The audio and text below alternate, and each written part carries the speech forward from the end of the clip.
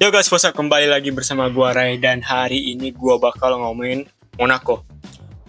Bukan parfumnya, oke? Tapi gua bakal ngomongin tentang Monaco Grand Prix, balapan yang mengambil tempat di Monte Carlo, salah satu tempat yang paling indah dan sekaligus paling historik di dunia balapan. Sayangnya aja balapannya bikin semua orang ngantuk, karena biasanya nggak banyak hal yang terjadi. Jadi qualifying lebih penting dari race sendiri, ya kalian tahu lah, Monaco boring. Dan gue bakal mulai dari hari Jumat. Seperti biasa, seperti yang kalian tahu, hari Jumat hari apa? Hari Jumawanya fans Ferrari. Dan minggu ini sama aja, karena Ferrari nyetak waktu tercepat di FP1 sama FP2. Lewis dan Charles sama-sama dapetin fastest lap. Nah, selain itu, Lando Norris terpaksa retire di awal FP2 karena mesinnya jebol lagi. Sama kayak apa yang terjadi di Kanada minggu lalu. Yang berarti di setiap minggu Grand Prix selain Miami, mobilnya Lando udah bermasalah dan dia cuma bisa senyum doang, anjir. Sangat disayangin banget bagi the reigning champion, karena kita lihat bagaimana performa dia kalau mobilnya nggak masalah kayak di Miami. Cuma dia yang bisa deket-deketan sama Mercedes musim. Cuma dia yang bisa deket sama Kimi Antonelli di musim ini. Yang lain kagak bisa deket sama sekali. That's just a world champion thing. I don't know. Tapi sayang aja mobilnya ya gitu.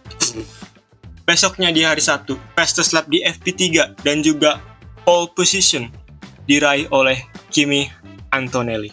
Ini bocah jago banget. Gua jujur, walaupun ya startnya agak jelek, cuman race pace dia bagus banget dan dia dapat pole position lagi dan kemungkinan bisa menang lagi. Setelah qualifying yang hektik di mana duo McLaren finish 7-8.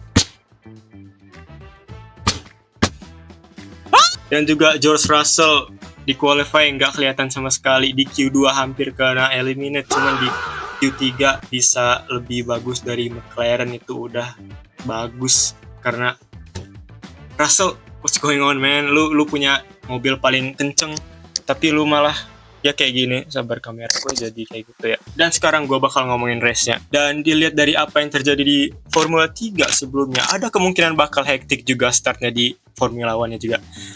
Ya, bukan, kalau kalian udah nonton race-nya kalian tahu, bukan startnya aja yang hektik. Oke, race-nya dimulai dengan Antonelli sama Max Verstappen di front row, tapi di sini Max Verstappen mesinnya nge-stall. Agak lucu karena kalau kalian udah tahu, sebelum race-nya Max ngasih advice ke Antonelli tentang cara start yang bagus. Any advice, guys? So when the lights go out, you wait 1 second, and then that's my advice. Dan Max, malah lu yang ngambil nasihatnya sendiri. Agak kasihan sebenarnya untuk Max, karena dia seharusnya bisa leading. Bisa, bukan pasti. Bisa, oke. Bisa leading di lap 1. Tapi apa guys, ini artinya Max Verstappen jadi driver pertama yang pindah 20 posisi di lap pertama di sejarah F1. Max fans, gue cuma bercanda, jangan dibawa serius please. Dan setelah turn 1 Gasly nge-overtake Lando, dan kita disuguhi dengan tontonan Lando Norris dan George Russell. Dua contender championship. Lando musim ini enggak, cuman George harusnya contender championship. Dipantatin dua pria Prancis selama lebih dari 40 lap. Dan setelah nggak ada apa-apa seperti biasanya di Monaco, mobil Lando jebol lagi. Lando, we're going to box this lap and retire the car. We're going to box the lap and retire the car. Sekarang baterainya yang jebol. Wah, dia terpaksa DNF dan ngebuat pertama kali dalam sejarah karirnya Lando, dia DNF 2 kali berturut-turut.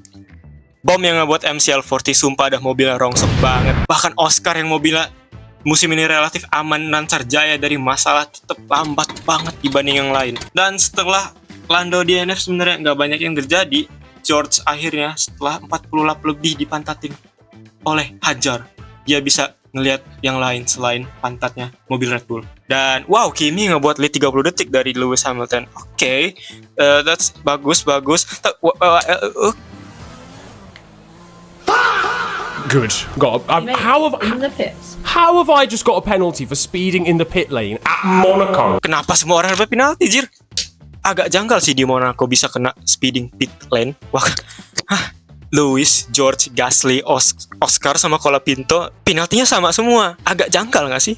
Apa ada kemungkinan error di limiter atau detektor speed limitnya? Gua nggak tahu. Tapi penalti speeding di pit lane sebanyak itu, jujur agak mencurigakan dah. Tunggu, suara apa itu? Oh, Lance Stroll nabrak dinding. Oke, line stroll nggak apa-apa, cuman biarin aja lah, line stroll juga nggak apa-apa. Dan safety car keluar, ini berarti lead 20, lead 30 detik Kimi dari Hamilton bakal kehapus. Dan oh my god, apakah Monaco akan seru lagi race-nya? Dan wait, what? George Russell kena penalti lagi. What the fuck? George Russell kena drive-thru penalti lagi karena nggak nge-serve penalti dia sebelumnya di pit stop. What are you doing? Apa yang pit crew Mercy lakuin dah? Lihat George sampai kebingungan gitu. Jujur agak kasihan sebenarnya sama George, yang dimana musim ini harusnya dia leading championship.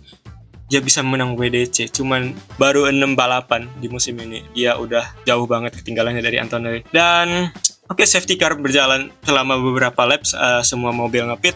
Dan beberapa driver nge-serve penaltinya juga. Selain Gasly, gue gak tahu kenapa Gasly gak nge-serve penaltinya. Dan safety car yang akan berakhir dan balapan akan dimulai lagi dengan Kimi sama Lewis 1 lawan 1 di depan. Dan semoga gak ada hal lain yang terjadi. Charles Leclerc nge-crash di Grand Prix Monaco.